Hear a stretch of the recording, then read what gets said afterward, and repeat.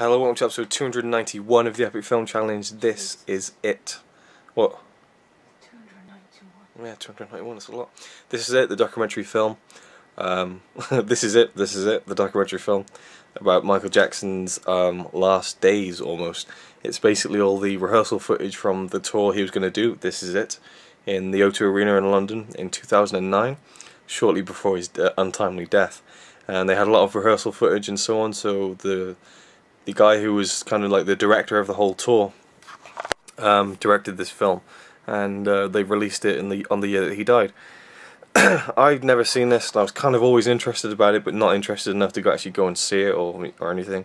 Never been a huge Michael Jackson fan, though I do appreciate how much of a musical genius he was and stuff, and he has made some great songs.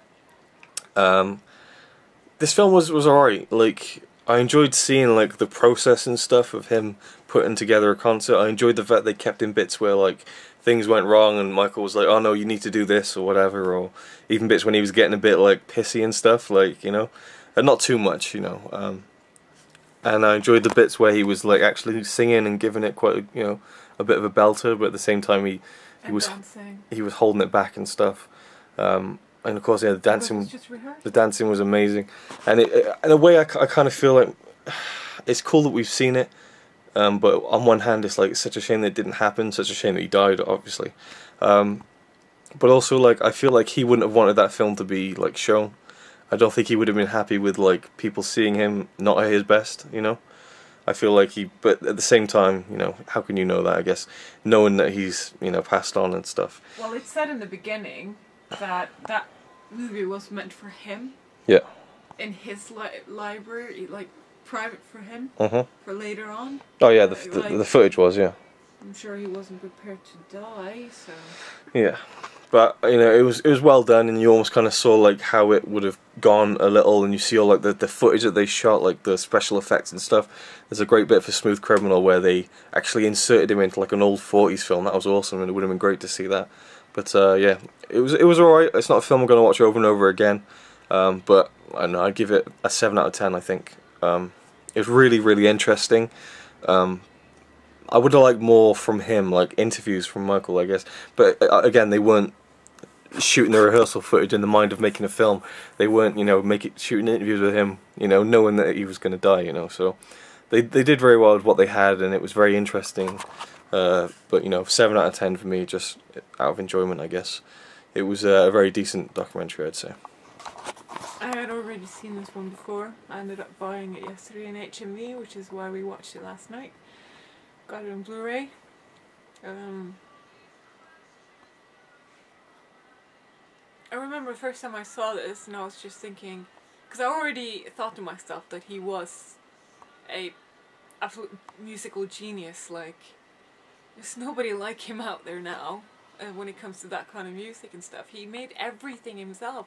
He made the beats, he made the lyrics, he made the melodies, he made the choreography, he did everything, and he knew exactly the way he wanted it. And it was so cool to just look into his brain when it came to, his mind when it came to making a concert and stuff.